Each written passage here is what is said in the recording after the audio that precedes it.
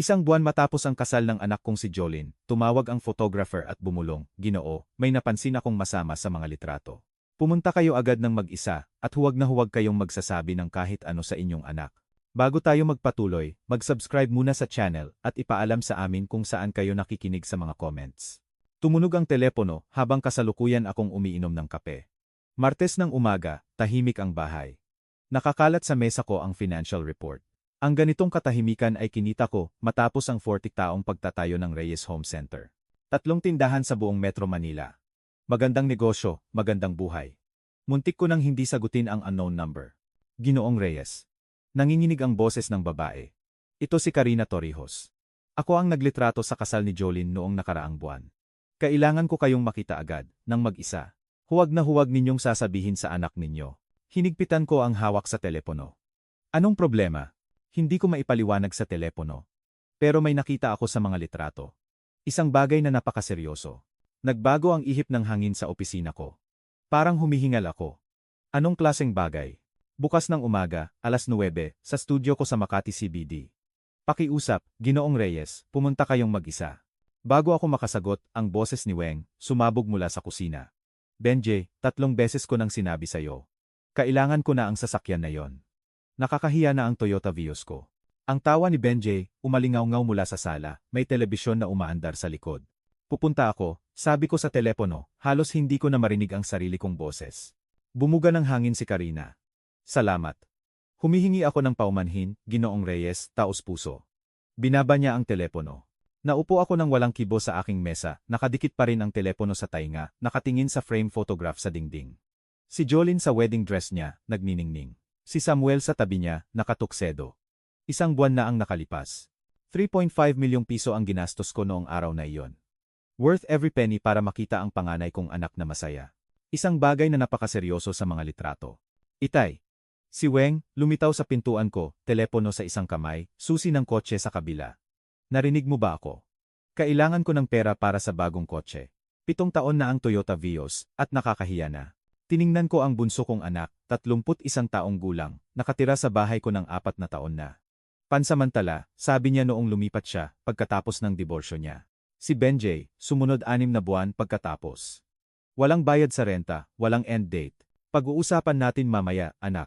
"Mamaya? Kailangan ko nang pumunta sa dealership ngayong linggo. Nakakuha si Melissa ng bagong BMW X5, at hindi ako pwedeng laging magpakita gamit ang sirang-sira na sasakyan na yan." Bumalik ako sa computer screen ko. Nag-blur ang mga numero. "Itay, nakikinig ka ba?" "Mamaya, Weng."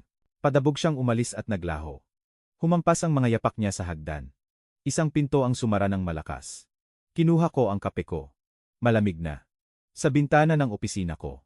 Ang umaga sa Ayala Alabang ay maliwanag at walang ulap.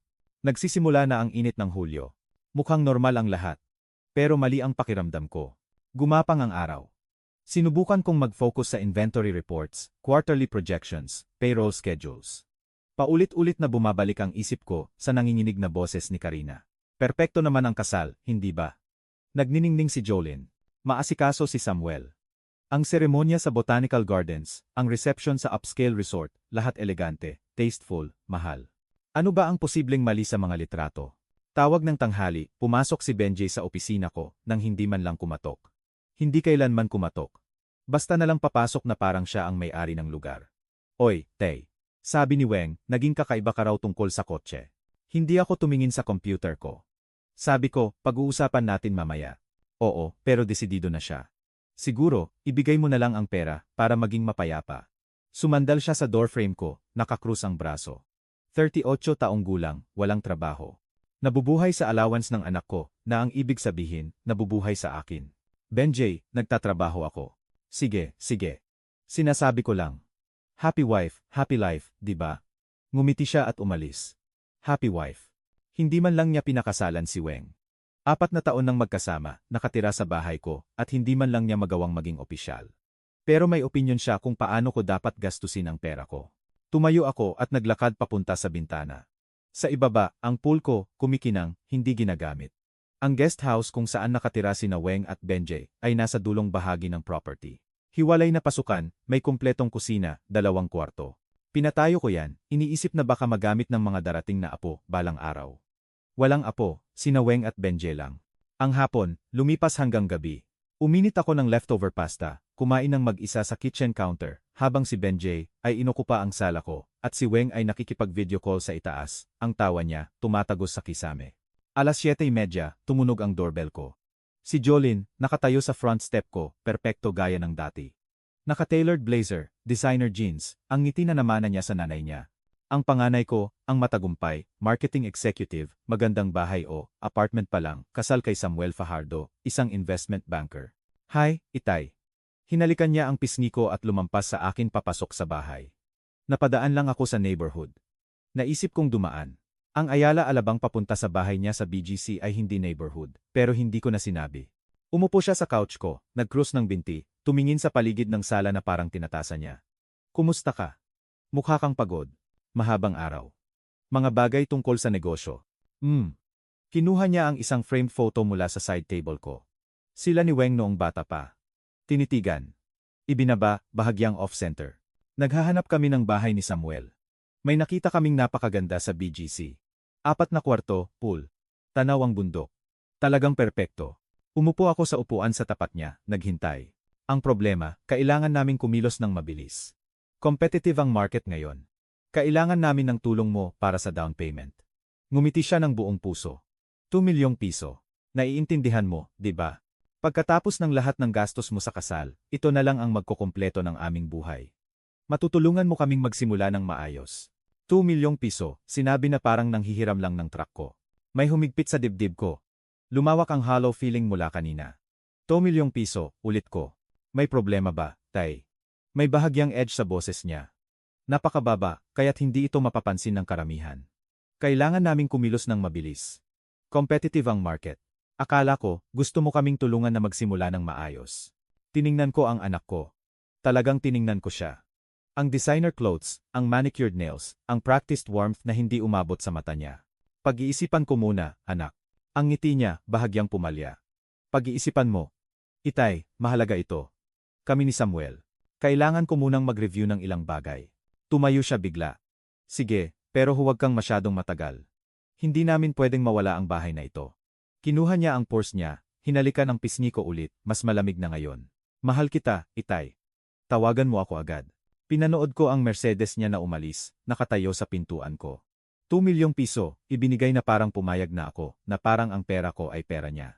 Ang tawa ni Benje, umalinganggaw mula sa sala, sports highlights sa telebisyon ko, ang bote ng beer niya, pinagpapawisan sa coffee table ko. Pumasok ako ulit, pero may nagbago. Iba ang pakiramdam sa bahay. O baka nakikita ko ito ng malinaw, sa unang pagkakataon. Ang telepono ko, nakapatong sa hall table, kung saan ko iniwan. Ang numero ni Karina, nasa call log pa rin. Bukas ng umaga. Ang studio niya. Ano man ang nakita niya sa mga litrato ng kasal, may pakiramdam ako na ipapaliwanag nito ang hollow sensation na kumakalat sa dibdib ko. Kinuha ko ang telepono at tiningnan ang huling text ni Jolene. Salamat sa pag-intindi mo tungkol sa bahay, Itay. Mahal kita. Hindi ako pumayag sa kahit ano, pero inassume niya. Lahat sila, nag-assume. Umalis ako sa bahay bago pa nagising si Weng. Ayokong tanungin. Ayokong magtanong si Benje kung saan ako pupunta gamit ang tingin niya na parang lahat ng ginagawa ko ay nangangailangan ng kanyang pag-apruba sa sarili kong bahay. Ang biyahe papuntang Makati CBD ay tumagal ng 25 minuto. Martes ng umaga, traffic sa EDSA, pagkatapos mga kalye, papuntang studio ni Karina. Isang converted warehouse sa Arts District. Ang pangalan niya sa isang brass plate sa tabi ng pinto.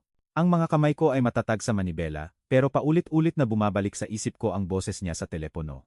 Isang bagay na napakaseryoso. Nagpark ako sa tapat ng kalye, naupo sa truck sandali. Anuman ang nasa loob ng studio na iyon, anuman ang nakita ni Karina, ipapaliwanag nito ang kaswal na kahilingan ni Jolene para sa 2 milyong piso.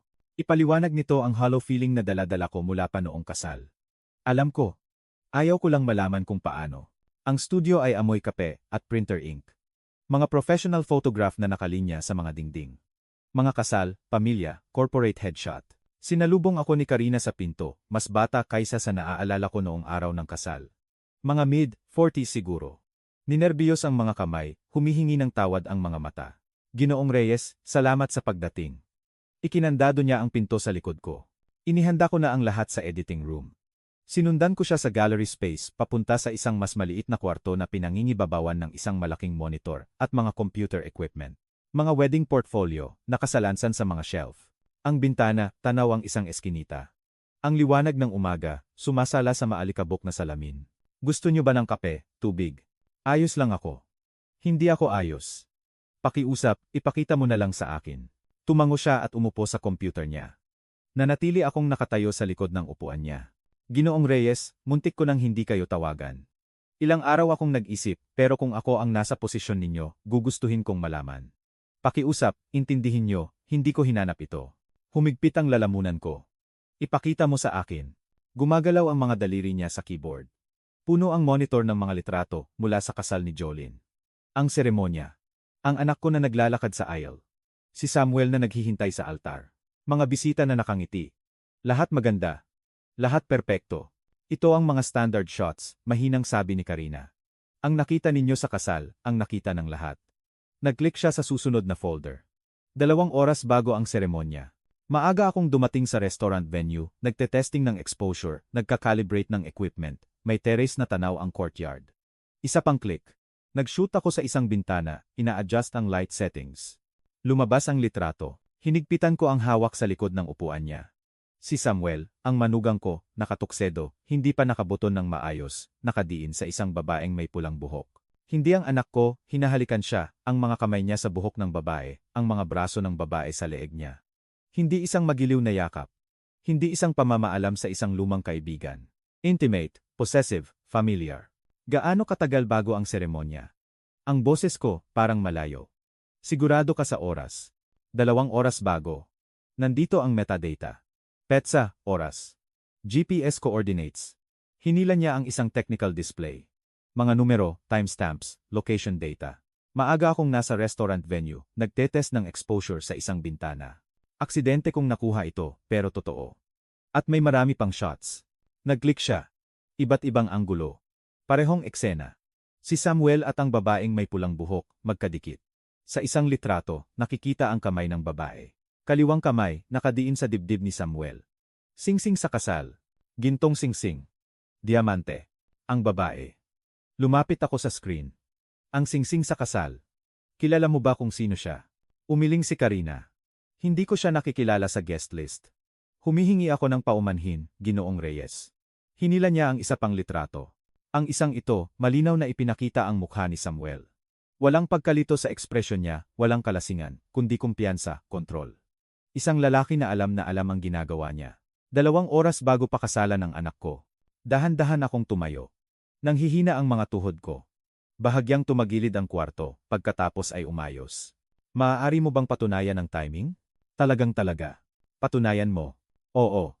Nagbukas si Karina ng isa pang window, ipinakita sa akin ang technical data na halos hindi ko maintindihan, digital fingerprints, file information, GPS coordinates na tumutugma sa lokasyon ng restaurant, timestamps, hanggang sa segundo. Ito ay forensic level evidence. Ginoong Reyes. Mananatili ito kahit saan. Abot siya sa desk drawer niya at kumuha ng maliit na flash drive. Nandito ang lahat. Lahat ng litrato, lahat ng metadata, technical documentation. Gumawa ako ng mga kopya. Inabot niya ito sa akin. Hindi ko alam kung anong gagawin ninyo sa impormasyong ito, pero naniniwala ako na dapat ninyo itong makuha. Kinuha ko ang flash drive, isinara ang kamao ko sa paligid nito. Huwag kang humingi ng paumanhin, sabi ko. Ginawa mo ang tama. Ang biyahe pabalik sa Ayala Alabang ay lumipas ng malabo. Mahigpit ang hawak ko sa manibela, nakatingin sa kalsada, pero ang isip ko ay nasa ibang lugar.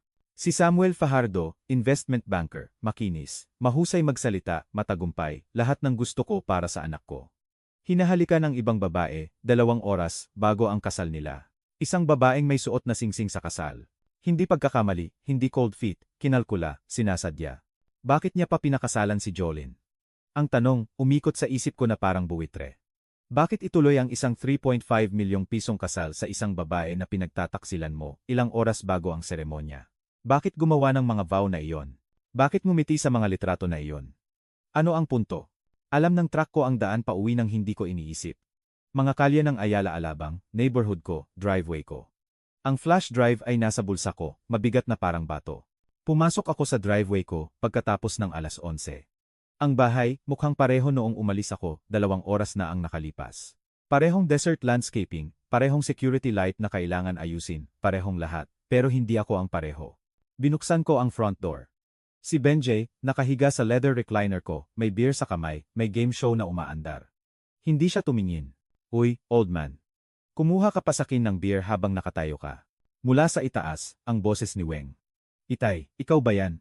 Kailangan kitang kausapin tungkol sa pera para sa spa na yung weekend. Tumayo ako sa sarili kong entryway, may flash drive sa bulsa ko, at may isang bagay sa loob ko na matagal ng baluktot ay tuluyang nabali. Ang asawa ng anak ko, nagtataksil, 2 oras, bago ang kasal. Ang isa ko pang anak, nakatira sa bahay ko, humihingi ng pera para sa spa. Ang son-in-law ko, inuutusan akong dalhan siya ng beer sa upuan ko, sa bahay ko. Isinara ko ang pinto sa likod ko ng mahinang click. Akala nila, pareho pa rin ako ng lalaki na umalis kaninang umaga. Nagkakamali sila, imposible ang matulog. Naupo ako sa opisina ko lampas hating gabi, ang flash drive mula kay Karina ay nasa mesa, katabi ng laptop ko. Sa tuwing ipipikit ko ang mata ko, nakikita ko ang mga litratong iyon. Ang mukha ni Samuel, kumpiyansa, hindi nagkasala, hindi naguguluhan, kumpiyansa. Binuksan ko ang laptop ko at hinila ang wedding budget spreadsheet. 3.5 milyong piso ang ginastos ko. Venue, catering, photographer, bulaklak, band, lahat ng gusto ni Jolene, pero may isang bagay siyang partikular na pinilit. Cash gifts. Walang registry, walang toaster, o China patterns. Itay, nagsisimula kaming muli. Kailangan namin ng flexibility. Mas practical ang cash. Akala ko, siya ay mature, practical. Ngayon, nagtataka ako kung ano ba talaga ang binayaran ko. Kumuha ako ng legal pad at nagsimulang magsulat ng mga numero, petsa, details na biglang naging mali. Ang guest list ay 200 tao, karamihan ay mga kasosyo ko sa negosyo, mga kaibigan ko, mga tao na kilala si Jolene mula pagkabata, bawat sobre sa reception. Naalala ko ang gift table na umaapaw. Kumuha si Jolene ng isang tao partikular para mangolekta ng mga ito, magbilang, magkakatalog. 2.5 milyong piso sa cash at checks.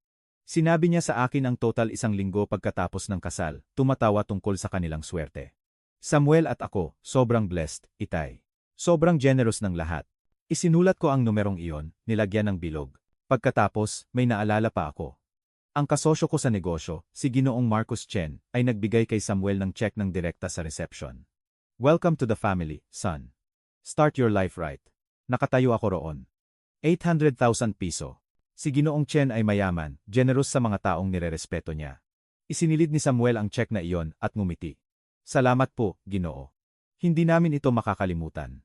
3.3 milyong piso ang total mula sa isang kasal para sa isang mag-asawa na supposedly nagsisimula pa lang. Bakit niya pa pinakasalan si Jolene?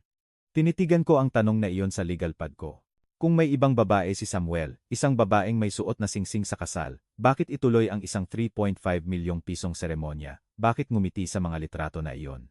Bakit gawin ang mga vow na iyon? Maliban kung ang mga vow ay walang halaga. Maliban kung ang pera ang mahalaga. Sumama ang tiyan ko. Nagtagal ang gabi, gumawa ako ng kape bandang 3:00 ng umaga, nakatayo sa bintana ng kusina ko, pinapanood ang madilim na mga burol ng disyerto. Sa isang lugar sa BGC, natutulog si Jolene sa tabi ng lalaki na nagtaksil sa kanya ilang oras bago ang kasal nila. O baka alam niya. Baka wala siyang pakialam. Mas masahol pa ang isip na iyon kaysa sa una. 7:00, naligo ako, at nagbihis, business casual, hakis, polo shirt. Umalis sa bahay bago pa nagising si Weng. Ayokong tanungin. Ayokong makita si Benjay, na nakahiga sa couch ko. Magbubukas ang bangko ng 9:00. Nagmaneho ako papunta sa downtown Phoenix branch kung saan ako nagba-business banking. Professional territory, ligtas na lugar.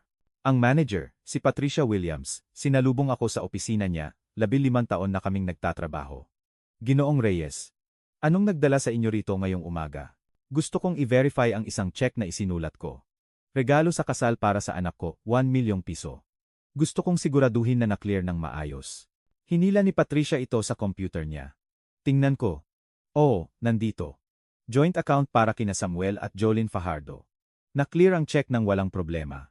Joint account, kaswal kong sabi. Kailan nila binuksan iyon? Nag-scroll si Patricia. Mukhang 2 buwan na ang nakalipas. Mayo 10. 2 buwan bago ang kasal. Hindi taon. Hindi noong nagpakasal sila. 2 buwan. Dapat mabilis silang kumilos sa pagpaplano ng kasal, sabi ko, pinapanatili ang boses ko, mga kabataan ngayon. Ngumiti si Patricia. Mabilis nangyayari ang lahat. Nagpasalamat ako at umalis. Sa truck ko, naupo ako habang umaandar ang makina. Mayo 10. Nagbukas sila ng joint account particular para tumanggap ng pera sa kasal. Plinano ito, kinuwenta. Hindi ito romance. Ito ay logistics. Nagmaneho ako pa uwi sa kalagitnaan ng umaga, nag-iisip. Mukhang tahimik ang bahay noong pumasok ako sa garage. Nandyan ang kotse ni Benjay. Lumang Camry na ayaw niyang ayusin. Laging humihingi ng pera para ayusin ito. Pumasok ako sa garage door papunta sa kusina. Balak kong dumiretso sa opisina ko. Tapos, narinig ko ang boses ni Weng mula sa itaas. Oo, mukhang suspicious si Itay kamakailan. Ang boses niya, umabot mula sa second floor landing. Phone conversation. Napakalakas ng volume. Ang paraan niya, laging ganoon siya magsalita. Hindi ko alam. Iba raw. Pero huwag kang mag-alala, sis. Kayang-kaya namin ni Benjay ito ng 6 na buwan pa. Sa panahong iyon, susuko rin siya at bibilhan kami ng kondo para lang mawala na kami. Nabitawan ko ang sarili ko sa hallway. Ang boses ni Jolene, narinig mula sa phone speaker. Nakalakas si Weng ng volume, tumatawa. Perpekto. May 2 buwan pa ako para magkunwari na happy wife. Pagkatapos, mag-file ako. Kalahati ng mga regalo ay legal na sa akin sa Pilipinas. Pumayag na si Samuel sa 60,040 split. Pinakamadaling 2.5 milyong piso na nakuha ko. Tumawa si Weng. At ang maliit na girlfriend ni Sam, hindi man lang alam ang plano. Perpekto ito. Huwag mong hayaan na malaman niya. Panatilihin mo siyang distracted, sabi ni Jolene. Iparamdam mo sa kanya na kailangan mo ng isang malaking bagay. Sa ganitong paraan, kapag humingi ako ng down payment para sa bahay, hindi ito magiging excessive sa paghahambing. Ginagawa ko na. Humingi ako ng bagong kotse kahapon.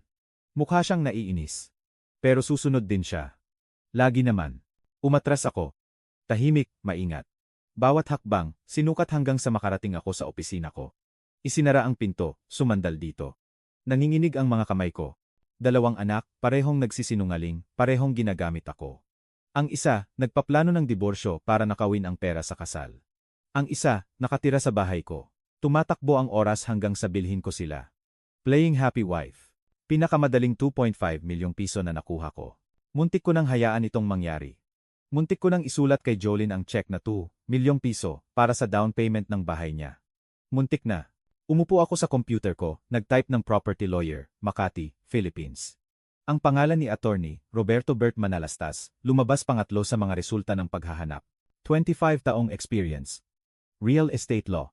Family trusts. Asset protection. Ang opisina niya, may opening bukas ng umaga, 9:00. Gumawa ako ng appointment. Pagkatapos, sumandal ako sa upuan ko at tumingin sa sarado kong pinto ng opisina. Sa likod nito, malamang na nakikipag-usap pa rin si Weng sa telepono. Malamang na nakaupo pa rin si Benjay sa couch ko. Parehong komportable, parehong kumpiyansa. Wala silang ideya kung ano ang darating. Hindi ko rin alam. Hindi eksakto. Pero bukas, magsisimula akong malaman. Bukas, magiging isang bagay ako maliban sa isang wallet na may tibok ng puso.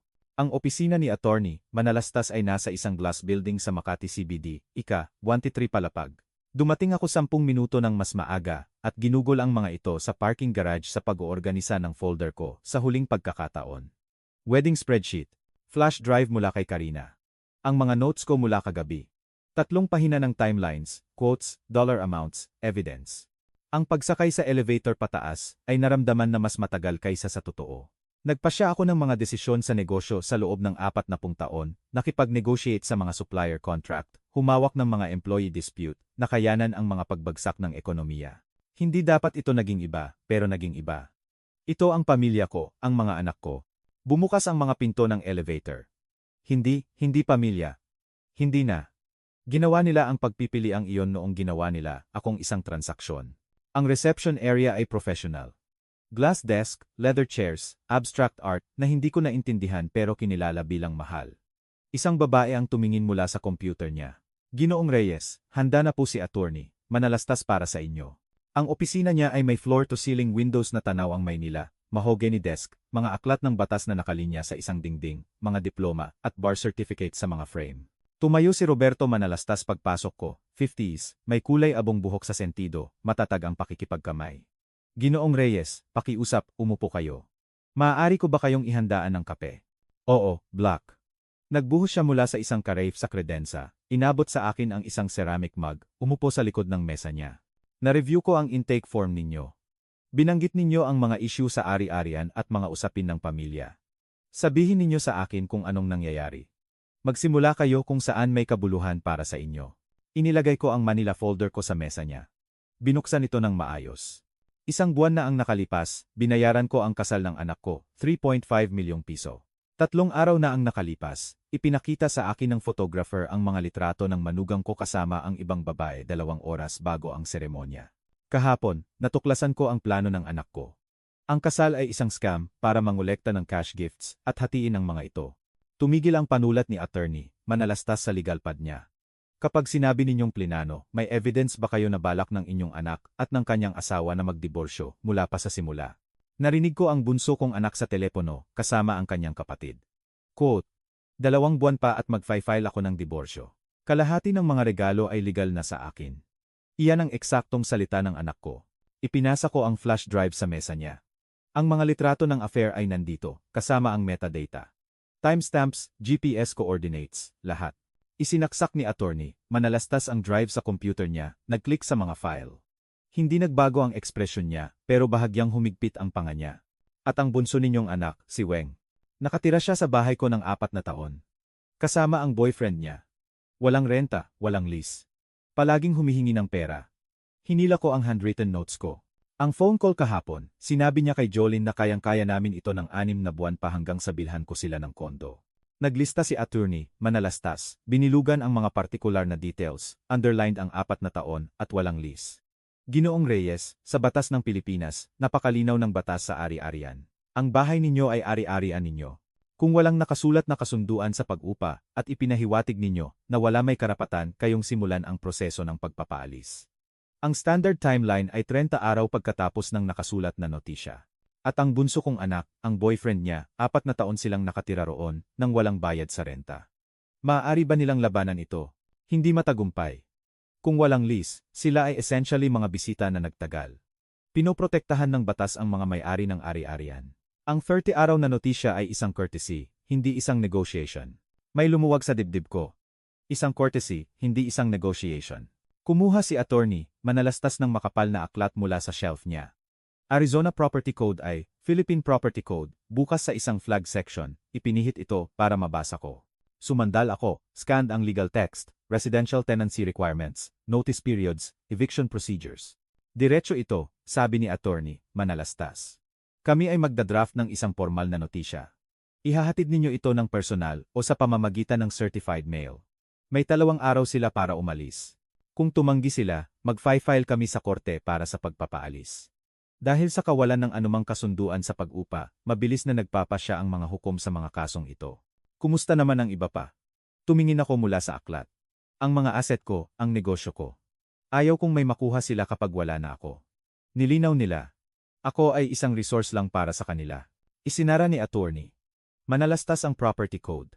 Iyan ang dahilan kung bakit nagiging mahalaga ang isang irrevocable. Trust hindi. Mababawi na trust. Ililipat namin ang mga asset ninyo bahay, business interests, savings sa isang trust na pinamamahalaan ng isang professional trustee. Pananatilihin ninyo ang kontrol habang buhay, pero pagkatapos ng kamatayan, susundin ng distribution ang inyong mga tagubilin. Mas mahirap itong hamunin kaysa sa isang simpleng will, testamento. Mas mahirap hamunin, ulit ko. Halos imposible kung maayos ang pagkakabuo. Maaaring hamunin ang isang will. Nagke-claim ang mga tao ng undue influence. Mental incompetence, lahat ng uri ng argumento. Isang maayos na executed irrevocable trust na itinatag habang malinaw kayong competent at kumikilos ng malaya, iba iyon na legal standard. Sumandal ako. Gaano kabilis tayo makakapagsimula? Bahagyang ngumiti si attorney, manalastas. Unang totoong emosyon na ipinakita niya. Ngayon, kakailanganin kong pirmahan ninyo ang isang engagement agreement. Ang fees ko para sa trabahong ito mga notisya ng pagpapaalis, pagbabago ng will, at kumpletong paglikha ng trust ay 400,000 piso. Ginugol ko ang 3.5 milyong piso sa isang pekeng kasal, isa pang 2.5 milyong piso na kinolekta ng anak ko at ng kanyang kasabwat na asawa. 10 milyong piso pa sa loob ng 4 na taon sa pagsuporta kina Weng at Benjay. Katanggap-tanggap iyon. Hinila ni attorney manalastas ang mga dokumento mula sa drawer niya. Engagement agreement, fee structure, timeline, estimate. Ihahataw namin ang mga notisya ng pagpapaalis sa Biyernes ng umaga. Ihahatid ninyo ang mga ito ngayong weekend. Inirerekomenda ko na gawin ito ng personal para walang tanong tungkol sa pagtanggap. Pagkatapos ng paghahatid, magsisimula ang 30-day clock. Kailangan nilang lisanin ang property sa petsang iyon o harapin ang legal removal. At ang trust, 2 hanggang 3 linggo para sa kumpletong asset transfer. Direktang makikipagtulungan ako sa mga financial institution ninyo.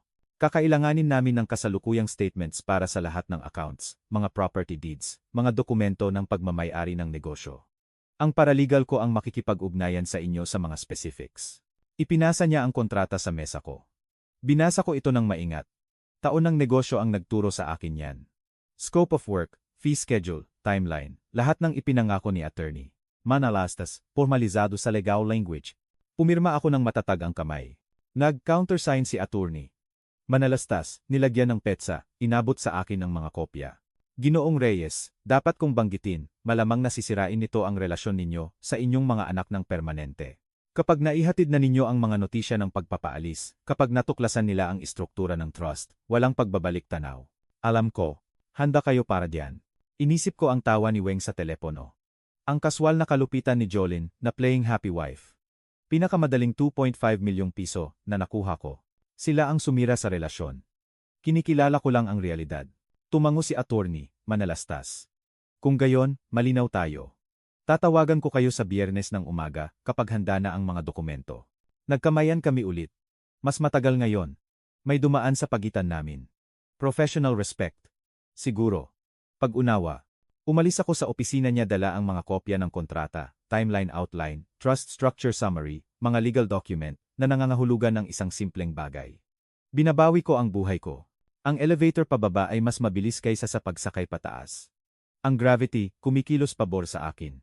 Sa parking garage, umupo ako sa truck ko, dala ang mga kopya ng kontrata sa upuan ng pasahero. Eviction procedures, will modification summary, trust structure outline.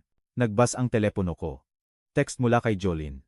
Itay, naisip mo ba ang down payment? Kailangan talaga namin ng sagot. Hindi maghihintay ang bahay, magpakailanman. Tiningnan ko ang mensahe ng matagal. 2 milyong piso para sa isang bahay na titirhan niya ng 2 buwan bago mag-file ng diborsyo. Dinelit ko ang text nang hindi sumasagot. Pagkatapos, sinimulan ko ang truck at nagtungo pa uwi. Sina Weng at Benjay ay naroroon, komportable at kumpiyansa, umaasa na walang magbabago. May 3 araw sila para tamasahin ang kumpiyansa na iyon. May 2 araw ako para maghanda sa digmaan. Dumating ang mga sobre noong Biyernes ng umaga. Return address ni attorney, Manalastas, mabigat na papel, mga official seal. Inilagay ko ang mga ito sa mesa ko at tiningnan ang mga ito halos buong araw. Pagsapit ng gabi, handa na ako. Narinig ko sina Weng at Benjay sa sala. Ang boses ni Benjay, nadala, excited, animated, isa pang scheme, isa pang hihingin. Kinuha ko ang mga sobre at naglakad sa hall. Nasa couch sila, komportable. Si Benjay, nagde-gesture, si Weng, tumatango. Ang telebisyon ko, ang couch ko, ang sala ko. At malalaki ang craft breweries ngayon, sabi ni Benjay. Perpekto ang market sa Maynila. Kailangan namin ng mga 1.5 milyong piso para magsimula. Makikita ni Dad ang mga returns sa loob ng 1 taon. Madali. Tumawa si Weng. Gagawin niya yan. Palagi naman. I-frame mo lang na tumutulong sa pamilya at isusulat niya ang check. Pumasok ako sa kwarto. Tumingin sila, nakangiti, walang inaasahan. Inilagay ko ang mga sobre sa coffee table. Sa pagitan nila. Ano to? Kinuha ni Weng ang kanya, naguguluhan. Itay, pinag-uusapan namin ang brewery idea ni Benjay. Formal na notisya ng pagpapaalis. May 3 araw kayo para humanap ng lilipatan. Ang mga salita, lumapag na parang bato sa tahimik na tubig, ang ripples ng katahimikan, kumakalat palabas. Pinunit ni Weng ang sobre niya, binasa ang heading. Nawala ang kulay sa mukha niya. Kinuha ni Benjay ang kanya, scan dito. Nawawala ka na ba sa sarili, old man? Ito ang bahay namin. Ito ang bahay ko. Hindi ninyo kami pwedeng itapon na parang estranghero. Tumayo si Benjay, humakbang papalapit sa akin, nakakuyom ang mga kamao, ang mukha, umaalog. Pamilya kami. Nagsimula ang luha ni Weng. Itay, anong ginagawa mo? Anak mo ako. Paano mo kami itatapon? Tiningnan ko siya ng kalmado. Hindi ka nagbayad ng renta sa loob ng 4 na taon. Hindi mo ako nirerespeto. Tinitingnan mo ako bilang isang wallet. Panahon na para maging mature. Baliw ito. Lumapit si Benjay, sinakop ang space ko. Lumang intimidation tactic. Malalaman ng lahat kung anong klaseng ama ka. Itinatapon ang sarili mong anak. Ang notisya ay legal. 30 araw. Iminumungkahi ko na magsimula na kayong mag-impake. Hinawakan ni Weng ang braso ko. Itay, pakiusap. Maaayos natin ito. Magbabayad kami ng renta. Kami. Inalis ko ang kamay niya, mahinahon pero matatag, humarap sa hallway. Pagsisisihan mo ito. Ang boses ni Benjay, sumunod sa akin. Pagsisisihan mo ito. Naglakad ako sa opisina ko, isinara ang pinto, ikinandado ito nang may naririnig na click. Sa likod ko, sumiklab ang chaos. Ang pag-iyak ni Weng, ang pagsigaw ni Benjay, ang pagkaladkad ng furniture. Umupo ako sa mesa ko at nakinig. Ang panik nila, musika. Lumipas ang 10 minuto. Ang pagsigaw, humupa sa matitinding bulong. Tapos, ang boses ni Weng ulit, mas mataas. Phone call. Dinikit ko ang tainga ko sa pinto. Binigyan kami ng mga papel ng pagpapaalis. 30 araw. Pause. Si Jolene ang sumasagot. Hindi ko alam kung anong nangyari. Siya lang, naging malamig na parang estranghero kami. Longer pause. Kailangan nating gumawa ng isang bagay. Ang boses ni Jolene, nadala mula sa phone speaker, kalmado, strategic. Hindi ko makuha ang mga salita, pero malinaw ang tono. Planning mode. Sige. Oo, bukas. Dalhin mo si Samuel, aayusin natin ito. Marami pang bulungan. Tapos, ang boses ni Benjay, mas mababa pero mapanganib. Pagsisisihan niya ito. Bumalik ako sa mesa ko at binuksan ang laptop ko. Nagpadala si attorney. Manalastas ng mga dokumento, kaninang hapon. Trust creation paperwork. Asset protection strategy. Akala nila, tungkol ito sa bahay. Wala silang ideya na pinoprotektahan ko ang lahat. Nagbuzz ang telepono ko. Text mula kay Jolene. Itay, tinawagan ako ni Weng. Kailangan nating mag-usap. Pupunta kami bukas kasama si Samuel. Sumosobra na ito. Binasa ko ito 2 beses. Nagpaplano sila, nagko-coordinate, malapit nang ilunsad ang kanilang counterattack. Hayaan silang dumating. Hinila ko ang isang kalendaryo at minarkahan ang petsa. Araw 1 ng tattoo. Nagsimula na ang orasan. Sa sala, umiiyak pa rin si Weng. Naglalakad si Benjay. Narinig ko ang mga yapak niya. Pabalik-balik. Pabalik-balik. 4 na taon silang nakatira rito, nang hindi nag-aambag ng kahit isang piso. 4 na taon ng pagtrato sa bahay ko na parang hotel. 4 na taon ng mga kahilingan at kawalang galang at assumptions. 30 araw na lang para tamasahin ang pribilehiyong iyon. Tiningnan ko ulit ang mga dokumento ng trust ni attorney, manalastas. 2 hanggang 3 linggo hanggang sa finalization. Masikip ang timing, pero gagana ito. Sa oras na malaman nila ang buong scope ng ginawa ko, huli na para pigilan. Isa pang text mula kay Jolene. Aayusin namin ito. Huwag kang mag-alala. Hindi siya nagte-text sa akin. Nagte-text siya kay Weng. Pero dapat ay ipinakita ni Weng ang numero ko dahil dumating ang pangatlong mensahe. Itay, alam kong galit ka sa isang bagay. Mag-usap tayo na parang matanda bukas. Mag-usap na parang matanda. Ang babae na nagpaplanong diborsyohin ang asawa niya sa loob ng 2 buwan para nakawin ang mga regalo sa kasal ay gustong makipag-usap na parang matanda. Pinatay ko ang telepono ko. Bukas, darating sila dala ang kanilang performance. Concerned daughter, diplomatic son-in-law, reasoned arguments, emotional manipulation. Nakita ko na ang documentary. Alam ko kung paano ito nagtatapos. Sa labas ng pinto ng opisina ko, tuluyang tumahimik ang bahay. Malamang na umakyat sina Weng at Benjay para mag-strategize o umiyak o uminom. Wala akong pakialam kung alin. Nagbukas ako ng notebook at nagsimulang magsulat, idinodokumento ang gabi. Ang mga reaksyon nila, ang mga banta nila, ang agresyon ni Benjay, ang luha ni Weng, lahat ng kailangan ni attorney. Manalastas kung mapunta ito sa korte. Ang panulat, gumalaw ng matatag sa pahina. Factual, detailed, dispassionate. Sa isang lugar noong ika-4 na taon ng kanilang paninirahan, huminto ako sa pagiging ama at naging isang ATM. Ngayon, wala na ako sa 2. Ako ay isang may-ari ng ari-arian na ginagamit ang kanyang mga legal na karapatan at may 28 araw pa ako para maghanda sa anumang darating. Sabado ng umaga, bumaba ako at nakita si Weng na naka-bathrobe, nakahiga sa couch. Itay. Ang boses niya, mahina, theatrical. Hindi ako makatayo, mabilis ang tibok ng puso ko. Ang stress mula sa pagpapaalis na ito. Sa tingin ko, dapat kang tumawag ng doktor. Si Benjay, nakatayo sa malapit, nakakrus ang braso, protective stance, parehong naghihintay sa reaksyon ko. Lumampas ako sa kanila papunta sa kusina. May gamot sa sipon sa cabinet, sabi ko nang hindi tumitigil. Sa likod ko, katahimikan. Tapos, ang inis na paghinga ni Weng. Nagbuhos ako ng kape at dinala ito sa opisina ko. Isinara ang pinto. Linggo ng hapon, nakita ako ni Benjay sa garage, hinarangan ang pintuan gamit ang katawan niya. Alam mo ang sasabihin ng mga tao, di ba? Aggressive tone. Napakalapit ng mukha niya sa akin. Na itinatapon mo ang sarili mong anak. Ang pregnant mong anak. Hindi pregnant si Weng. Isa pang kasinungalingan. Ang mga kasosyo mo sa negosyo, ang mga kaibigan mo sa simbahan, malalaman nilang lahat kung anong klaseng tao ka talaga. Tiningnan ko ang relo ko. Legal ang pagpapaalis. May 26 araw pa kayo. Ngayon, umalis ka. Hindi siya gumalaw. Tumayo kami roon ng 10 segundo. 20. Ang panga niya, gumagalaw, nakakuyom ang mga kamao. Sa wakas, umalis siya. Sumakay ako sa truck ko at nagmaneho papunta sa hardware store. Nagtagal ako roon ng 3 oras, reviewing inventory, nakikipag-usap sa mga manager, sa kahit saan maliban sa bahay. Noong bumalik ako ng gabing iyon, may sobre na nakapatong sa kitchen counter ko. Handwritten heading, proposal. Binuksan ko ito. Sulat kamay ni Benjay, itemized list. Investment opportunity, craft brewery partnership. Initial capital required 2 milyong piso. Mga terms, mananatili sina Weng at Benjay sa paninirahan. Magbabayad ng nominal na renta, 25,000 piso, sa isang buwan. Bayaran ng investment sa loob ng 5 taon.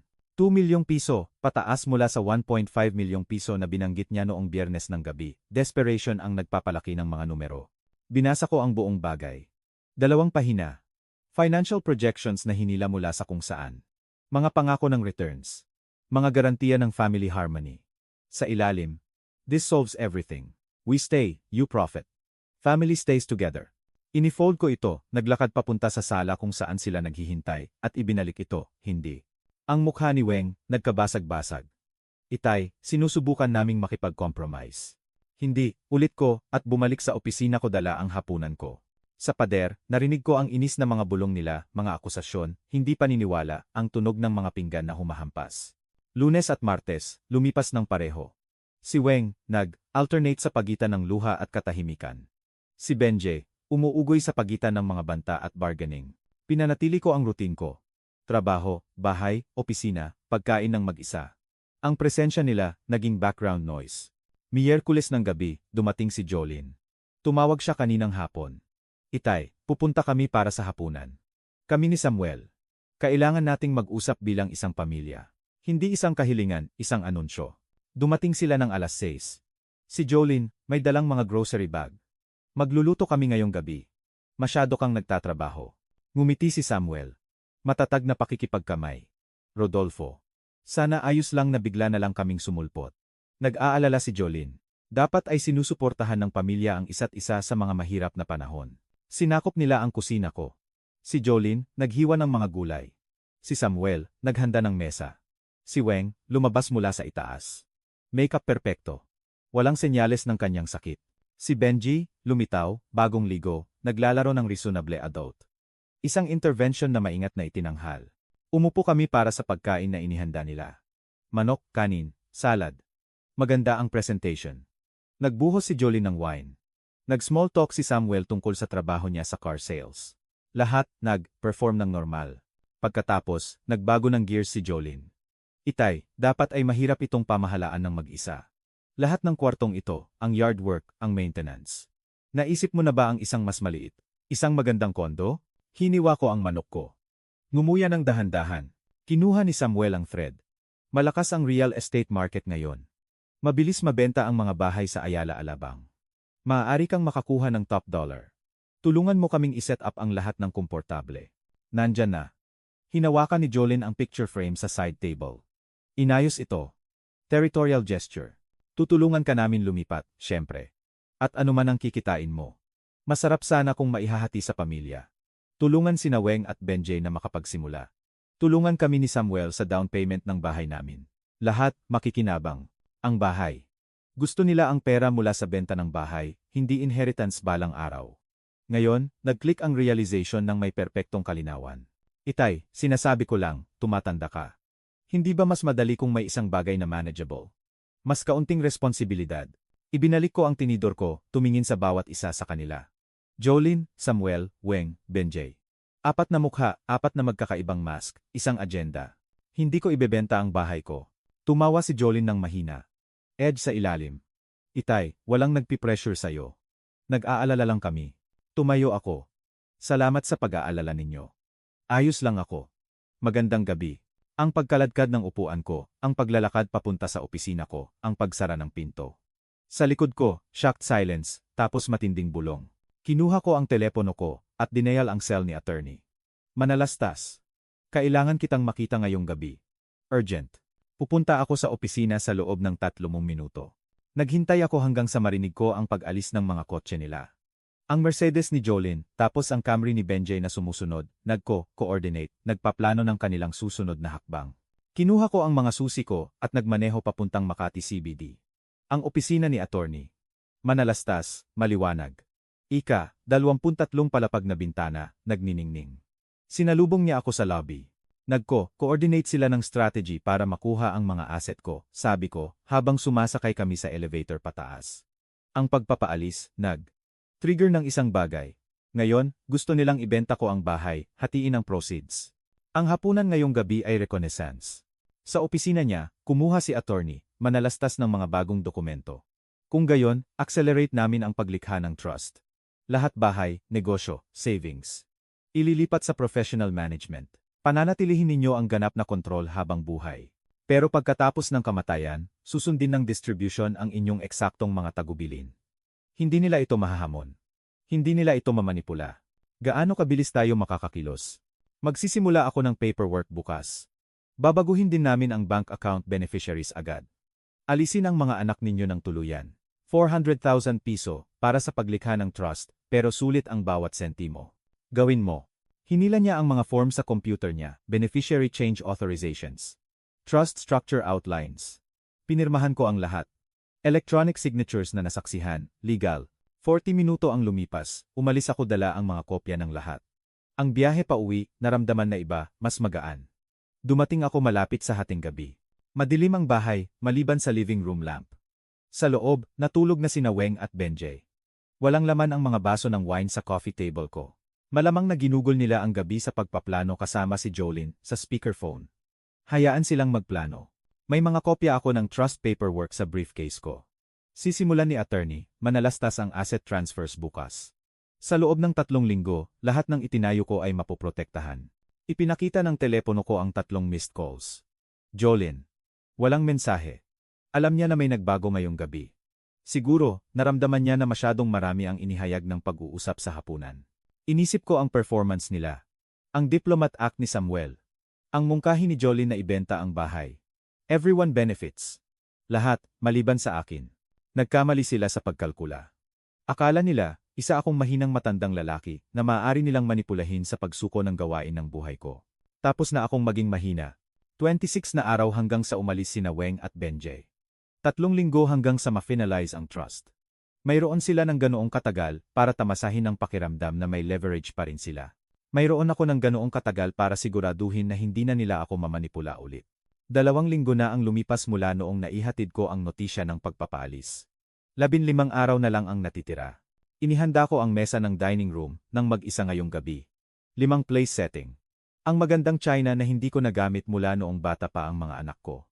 Mga cloth napkin, mga baso ng tubig. Sa upuan ko, naglagay ako ng Manila folder na nakaharap pababa. Ang folder ay naglalaman ng 8 naka-print na litrato. Si Samuel at isang babaeng may pulang buhok, may timestamp, may geotag. 2 oras bago ang kasal niya sa anak ko. Inimbitahan ko ang lahat, parehong mga anak, parehong mga manugang. Isang family dinner, sabi ko. Dumating sila ng hiwalay, sina Jolene at Samuel ang nauna, 15 minuto ng mas maaga. Narinig ko sila sa sala, bulong na pag-uusap kina Weng at Benjay, nagko-coordinate, nagpaplano ng kanilang diskarte. Tinawag ko sila sa mesa. Ang tensyon, immediate. Umupo sila, nagpalitan ng tingin, naghintay. Naghain ako ng roasted chicken at mga gulay. Simpleng pagkain, walang elaborate. Hindi ito tungkol sa hospitality. Kumain kami ng halos tahimik sa loob ng 10 minuto. Ang mga tinidor, nagkakalansing sa pinggan, ang mga baso ng tubig, itinaas, ang tunog ng pinilit na normalcy. Pagkatapos, nagbago ng gear si Jolene. Itay, nag-usap kaming lahat. Ang sitwasyon kay Weng, stressful para sa lahat. Siguro, panahon na para isipin mo ang pagpapasimple ang bahay, ang negosyo, masyadong marami para sa isang tao. Tumango si Samuel, supportive. Rodolfo, walang nagsasabi na hindi mo kaya. Gusto lang naming tumulong. Pagbebenta sa tamang oras sa market na ito. Matutulungan ka naming ayusin ang lahat. Gawin itong madali. Sumandal si Weng, malumanay ang boses. Itay, nag-aalala kami sa'yo. Nag-iisa rito. Hindi ba mas maganda ang isang magandang kondo? Mas kaunting maintenance, mas kaunting stress. Ibinalik ko ang tinidor ko, inabot ang Manila folder. Bago tayo magpatuloy, may kailangan kayong makita. Kinuha ito ni Jolene. Suspicious. Ano ito? Uminom ako ng tubig. Mga litrato mula sa kasal ninyo. Partikular na interesante ang mga shots ni Samuel, kasama ang isang babaeng may pulang buhok, 2 oras bago ang seremonya sa restaurant terrace. Ang mukha ni Samuel, nawalan ng kulay. Hindi. Hindi iyan. Binuksan ni Jolene ang folder. Pinanood ko ang mga mata niya na gumalaw sa unang litrato, tapos sa pangalawa. Ang ekspresyon niya, tumigas na parang bato. Saan mo nakuha ang mga ito? Hindi ko pinansin ang tanong. Narinig ko rin ang isang phone conversation sa pagitan mo at ni Weng. Hayaan mong mag-quote ako. 2 buwan pa at mag-file ako ng diborsyo. Kalahati ng mga regalo ay legal na sa akin. Pumayag na si Samuel sa 60,040 split. Iyan ang eksaktong salita mo, Jolene. Ang kamay ni Weng, lumipad sa bibig niya. Si Benjay, kalahating nakatayo. Nagmanman ka sa amin. Wala kang karapatan. Itinaas ko ang isang kamay, nakabukas ang palad. Tigilan ninyo. Umupo si Benjay. Gumawa ako ng isang irrevocable trust. Ang bahay ko, ang negosyo ko, ang savings ko, lahat ay protektado na ngayon. Pagkatapos ng kamatayan ko, makukuha ninyo ang minimum na hinihingi ng batas ng Pilipinas, hindi 1 sentimo pa. Tumataas ang boses ni Jolene. Hindi mo ito pwedeng gawin. Kami ang pamilya mo. Tumayo ako, itinulak ang upuan ko pabalik ng dahan-dahan, tiniklop ang napkin ko sa tabi ng pinggan ko. Sina Weng at Benji ay may 15 araw para humanap ng bagong matitirhan. Tapos na ang pag-uusap na ito. Itay. Tumayo rin si Jolene. Sinisira mo ang pamilya na ito, dahil sa ano? Isang misunderstanding. Tumigil ako sa pintuan ng dining room. Hindi ako lumingon. Hindi ako nagsisira ng kahit ano. Pinoprotektahan ko ang itinayo ko mula sa mga tao na tumitingin sa akin bilang isang resource, hindi isang ama. Naglakad ako sa hall papunta sa opisina ko, isinara ang pinto, ikinandado ito. Sa likod ko, sumiklab ang mga boses. Si Jolene, sumisigaw. Ang mga defensive protest ni Samuel. Ang pag-iyak ni Weng. Ang galit na mga sumpa ni Benjay. Umupo ako sa mesa ko at binuksan ang laptop ko. Email mula kay attorney, Manalastas. Ipinadala 1 oras na ang nakalipas. Trust documents ready for final signature. Can you come in tomorrow morning? Nag-type ako pabalik, 9 a.m. Mula sa dining room, nagpapatuloy ang argumento. Si Jolene, humihingi na lumabas ako. Si Benjay, nagbabanta na babasagin ang pinto. Walang kabuluhang banta. Ang pag-iyak ni Weng, nadala sa hallway. Maaari silang mag-away, buong gabi. Hindi nito babaguhin ang kahit ano. Ang mga litrato, nasa mesa. Ang katotohanan, nasabi. Ang trust, halos kumpleto. 16 araw hanggang sa umalis sina Weng at Benjay sa bahay ko. Gaano man katagal bago bumagsak ang mapanlinlang na kasal ni na Jolene at Samuel ng mag-isa, ginugol ko ang 2 linggo sa panonood sa kanila na manipulahin, magplano, mag-coordinate. Panonood sa kanila na tratuhing parang palaruan ang bahay ko, at parang ari-arian nila ang wallet ko. Ngayon, alam nilang nanonood din ako, at nanalo na ako. Ang opisina ni attorney, Manalastas ng 9:00 kinabukasan. Si Jennifer Chan ay nandoon na, isang espesyalista sa estate planning na dinala niya para ay finalize ang trust. Ginoong Reyes, nagkamayan kami. 50s, professional, efficient, mga papel, nakakalat sa conference table na parang isang legal fortress. Lahat, handa na para sa inyong pirma. Umupo ako at nagsimulang pumirma. Pahina pagkatapos ng pahina, initials dito, buong pirma doon, transfer ng primary residence, business interests, bank accounts, investment portfolios, lahat, lumilipat sa irrevocable trust structure. Inililipat nito ang bahay ninyo sa trust management, paliwanag ni Jennifer. Pagkamatay ninyo, susundin ng distribution ang mga tagubilin na ito. Minimum legal requirement sa immediate family. Ang natitira, sa mga charity na pinili ninyo. At hindi ito mahahamon ng mga anak ko. Maaari nilang subukan. Ang boses niya, tiyak. Pero ang irrevocable trusts, sobrang hirap baliktarin. Ito ay as protected as assets can be. Pinirmahan ko ang huling pahina. Tapos, 40 taon ng trabaho.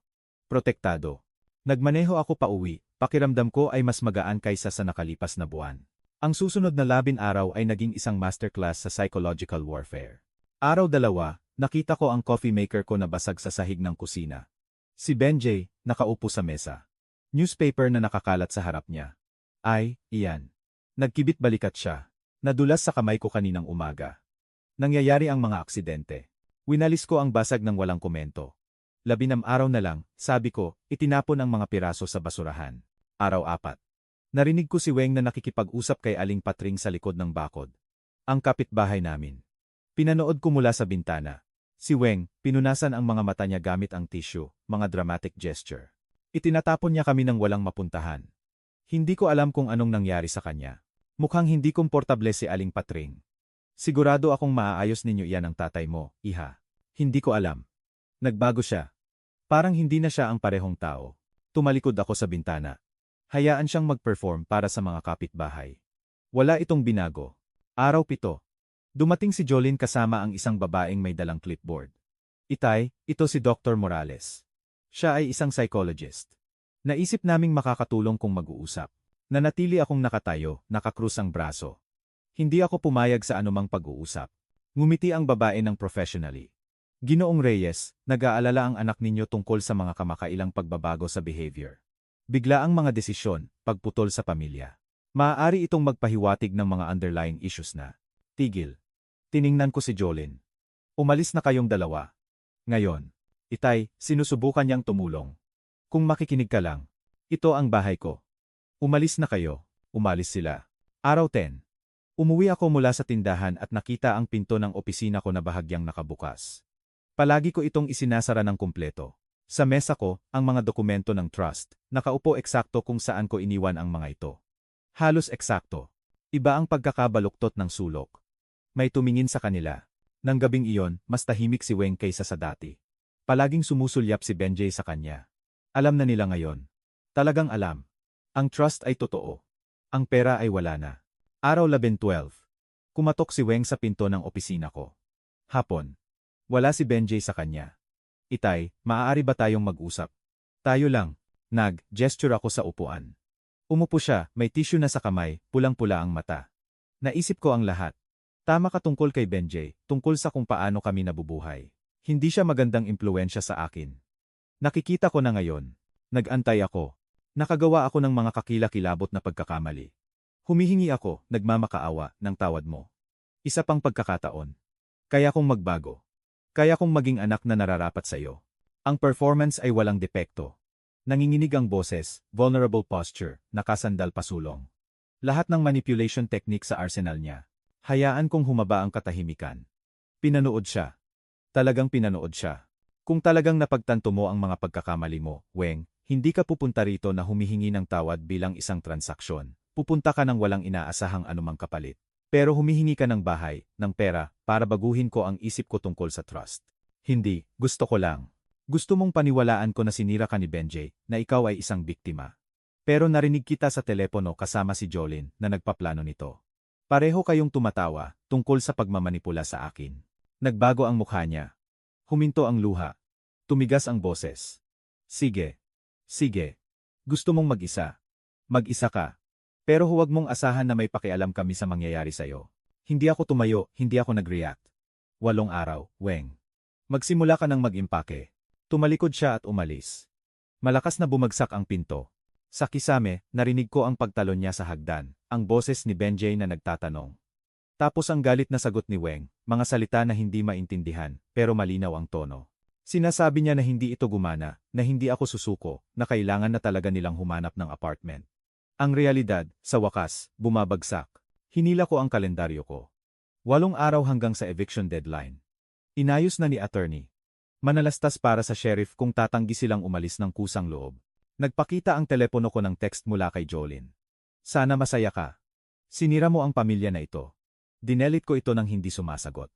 Ang trust document, nakaupo sa desk drawer ko, may pirma, may notarize, nakafile. Bawat asset na ginugol ko ng 40 taon sa pagtatayo, protektado. Ang bahay ay akin. Ang negosyo ay ligtas. Ang will ko, nagpakita ng mga pagpipilian ko, hindi ang mga inaasahan nila. 8 araw pa ng kanilang presensya. 8 araw pa ng psychological warfare. Hindi na ako nakakaramdam. Pagkatapos, katahimikan, space, kapayapaan. Sa unang pagkakataon sa loob ng 4 na taon, mababawi ko ang bahay ko. Sa unang pagkakataon sa loob ng buwan, mababawi ko ang buhay ko. Ang 30 araw. Pumasok ako sa driveway ko ng 10:00 ng umaga. Ang sasakyan ng sheriff, dumating 3 segundo sa likod ko. Ang kotse ni attorney, manalastas, sumunod. Nagko-coordinate kami. Opisyal, legal, walang puwang para sa argumento. Lumabas si Deputy Martinez. Mid-40s, experienced, professional. 2 beses kaming nag-usap sa telepono. Alam niya ang sitwasyon. Ginoong Reyes, nagkamayan kami. Aayusin natin ito. Sumali si attorney, manalastas sa amin, may briefcase sa kamay. Ayos na ang lahat. Ang notisya ng pagpapaalis, naihatid ng maayos. Lumipas na ang 30 araw. Opisyal silang trespassing ngayon. Naglakad kami sa front door ko ng magkasama. Ang bahay ko, ang ari-arian ko. Pero kumatok pa rin ako. 3 matatag na katok. Katahimikan. Tapos, ang boses ni Benje, hindi maintindihan, umalis ka. Hindi mo ito pwedeng gawin. Humakbang si Martinez, nakapatong ang kamay sa duty belt niya. Ginoo, ito si Deputy Martinez ng Marikina City Police Station ay Philippine National Police. Nandito ako para ipatupad ang isang legal na utos ng pagpapaalis. Buksan ninyo ang pinto ngayon o mapipilitan akong buksan ito. Iyan ay nagiging criminal trespass. Pagpipilian ninyo. Isang mahabang pause. Bulong na argumento sa loob. Tapos, bahagyang bumukas ang pinto. Ang mukha ni Weng, lumitaw. Pulang mata. Defiant expression na sumusubok, takpan ng panic. Itinulak ni Martinez ang pinto ng mas malawak. Pumasok ng professionally. Sumunod kami ni attorney. Manalastas. Ang sala, mukhang war zone. Nakakalat ang mga damit. Mga pizza box na nakasalansan sa coffee table ko. Mga lata ng beer. Cheos. Pero walang packed boxes. Walang handa. Hindi ninyo pala planong umalis, di ba? Tiningnan ni Martinez ang kwarto, naglilista. Sige, may 2 oras kayo para kolektahin ang mga personal na gamit. Ibig sabihin, damit, personal na items, hindi furniture, hindi fixtures. Nagsisimula na ang orasan ngayon. 2 oras. Tumataas ang boses ni Weng. Hindi namin kaya. May 30 araw kayo, binibini. Ang 2 oras ay generous. Lumabas si Benje mula sa kusina, hindi nag-ahit, galit. Baliw ito. May mga karapatan kami. Ang boses ni attorney, manalastas, pumutol. Wala kayong karapatan sa ari-arian na ito. Walang lease, walang kasunduan sa pag-upa, walang pagmamay-ari. Ito ang huling araw. Tumingin si Benje sa akin. Talaga bang ginagawa mo ito? Ang sarili mong anak. Hindi ako sumagot. Hindi na kailangan. Tiningnan ni Martinez ang telepono niya. 2 oras, nagsisimula na ngayon. Ang sumunod ay chaos sa slow motion. Si Weng, nagmamadaling isinisilid ang mga damit sa mga garbage bag, umiiyak paminsan-minsan. Si Benje, nagtatapon ng mga bagay sa isang duffel bag ng may aggressive movements, bumubulong ng mga sumpa sa ilalim ng hininga niya. Pagkatapos ng lahat ng ginawa namin para sa kanya, malakas na sabi ni Benje para marinig ko. Nakatira sa malaking lugar na ito. Nang nag-iisa na parang isang miser. Ang boses ni Martinez, tumalas. Ginoo, ito ang ari-arian ni Ginoong Reyes. Iminumungkahi ko na mag-focus kayo sa pag-iimpake at panatilihin ang mga komento sa sarili ninyo. Tumayo ako sa pintuan, nanood, hindi tumulong, hindi nagsalita, nasaksihan lang sila na binabaklas ang kanilang unauthorized residency piraso-piraso. Sinubukan ni Weng na tingnan ang mata ko ng maraming beses. Ang manipulation playbook ay bukas pa rin, pero na-memorize ko na ang bawat pahina, alam ko ang bawat trick, hindi ako nahulog sa anuman. 2 oras ang lumipas, dinala nila ang huling mga bag sa kotse nila. Isang lumang sedan, may dent, hirap na sa financial na aspeto. Sa kotse, lumingon si Weng. Huling pagtatangka, pagsisisihan mo ito, kapag nag-iisa ka at kailangan mo ng tulong, huwag kang pupunta sa amin na umiiyak. Tiningnan ko ang mata niya, kalmado, tiyak. Hindi ako. Nagmaneho sila palayo, ang kotse ni Weng, naglaho sa kalsada, dala ang kanilang presensya, ang mga kahilingan nila, ang manipulation nila. Tumayo ako sa pintuan ko. Ang bahay ko. Tunay na akin. Sa unang pagkakataon sa loob ng 4 na taon, inabot ni Martinez ang paperwork sa akin. Opisyal na silang wala. Kung bumalik sila ng walang pahintulot, tumawag agad. Iyan ay criminal trespass. Salamat, Deputy. Nagkamayan kami ni attorney. Manalastas. Magaling, Rodolfo. Karamihan sa mga tao. Sumusuko bago ang puntong ito. Pinanatili mo ang linya. Pagkatapos nilang umalis, naglakad ako sa bahay ng dahan-dahan. Sala kung saan nakahiga si Benje. Kusina kung saan humingi ng pera si Weng. Sa itaas, kung saan inokupa nila ang guest room na parang permanenteng royalty. Walang laman na ngayon. Lahat, akin. Nang gabing iyon, tumunog ang telepono ko. Jolene. Naisip kong hindi sagutin, pero nanalo ang kuryosidad. Oo. Sana masaya ka. Ang boses niya, yelo. Sinira mo ang pamilya na ito. Lahat ng mayroon kami. Sulit ba? Tiningnan ko ang litrato ng pamilya sa shelf. Lumang larawan, ibang oras, ibang tao. Hindi ko sinira ang pamilya, Jolene. Huminto ako sa pagpapaalam na sirain ako nito. Katahimikan. Tapos ang boses niya, bahagyang pumalya. Nagbago ka. Hindi ko na nga alam kung sino ka pa. Ako pa rin ang parehong tao. Huminto lang ako sa pagkukunwari na hindi ko napapansin na ginagamit ako. Tingnan natin kung gaano katagal ka magtatagal ng mag-isa. Kakailanganin mo rin kami sa huli. Binaba niya ang telepono. Ibinaba ko ang telepono. 3 araw ang lumipas, nagbus ito dala ang isang text mula sa isang unknown number, Samuel. Binasa ko ito habang nakatayo sa kusina ko. Rodolfo, nakita ko ang mga litrato. Alam kong alam mo. Tingnan mo, alam din ni Jolene ang tungkol sa relasyon ko. Ang buong kasal na ito ay isang arrangement. Magdidiborsyo rin kami. Hinihiling ko na, huwag ka nang makialam. Maaari ko itong gawing sulit para sa iyo. 500,000 piso para hayaan itong mangyari ng tahimik. Binasa ko ito minsan, dinilit ito, block ang numero. Alam ni Jolene ang tungkol sa affair sa simula pa lang. Ang buong kasal ay isang scam mula sa magkabilang panig. Sabay-sabay silang nagplano, kinuha ang pera, nagplanong hatiin ito, at ngayon, gusto akong bayaran ni Samuel para manatiling tahimik. 500,000 piso para hayaan ang kanilang mapanlinlang na diborsyo na magpatuloy ng maayos. Tumingin ako sa paligid ng sala ko, ang furniture na pinili ko, ang katahimikan na kinita ko, ang space na binawi ko. 4 na taon na ang nakalipas, binuksan ko ang pinto ko kina Weng at Benjay, pansamantala. Hinayaan silang sakupin ang bahay ko, ang kapayapaan ko, ang buhay ko. Nagbayad ako para sa isang kasal na isang business transaction, nagsulat ng mga check na nagpopondo ng mga scheme, naniwala na tumutulong ako sa pamilya noong pinopondohan ko ang sarili kong pagsasamantala. Ngayon, walang laman ang bahay, maliban sa akin. Sina Weng at Benjay, wala na. Si Jolene, pinuputol ang contact. Si Samuel, nagpapadala ng desperadong mga suhol na hindi ko bibigyan ng dignity ng tugon. Naglakad ako sa bintana. Lumulubog ang araw sa Ayala Alabang, pinipinturahan ang disyerto ng ginto. Ang bahay ko, ang buhay ko, ang mga pagpipilian ko. Akala nila, nanalo sila noong lumipat sila. Noong naniwala ako, noong nagmanipula sila, noong nagplano sila. Nagkamali sila. Huling Agosto. Nakaupo ako sa terrace ko dala ang kape sa umaga, pinapanood ang pagsikat ng araw sa Ayala Alabang. Mainit na ang hangin. Pero dito sa gilid ng burol, ang simoy ng hangin, ginawa itong bearable. Tahimik. Ganap na tahimik, maliban sa mga ibon, at sa malalayong tunog ng lungsod sa ibaba. 3 linggo mula noong pagpapaalis. 3 linggo ng pamumuhay ng nag-iisa sa bahay ko. Ang aking aktwal na bahay, hindi isang gusali na ibinabahagi ko sa mga resentful tenant na tumatawag sa akin na itay. Gumagana ang coffee maker. Binagsak ni Benjay ang luma ko sa isang fit ng passive-aggressive rage. Pinalitan ko ito isang araw pagkatapos nilang umalis. Maliit na bagay, pero mahalaga. Lahat, gumagana na ngayon. Ang television remote, nananatili kung saan ko ito inilagay. Ang upuan ko sa sala, ako lang ang nakaupo. Ang refrigerator, naglalaman ng pagkain na binili ko, kinain sa sarili kong pace nang walang naghihingi na bayaran ko ang mga groceries nila. Mga simpleng bagay, mga revolutionary na bagay. 2 beses na tumawag si Weng ngayong linggo. Hinayaan ko ang parehong tawag na pumunta sa voicemail, dinelete ang mga mensahe ng hindi nakikinig. Nakahanap sila ni Benjay ng murang apartment sa labas. Nagtatrabaho si Benjay ng ilang regular na trabaho. Inaayos nila ito.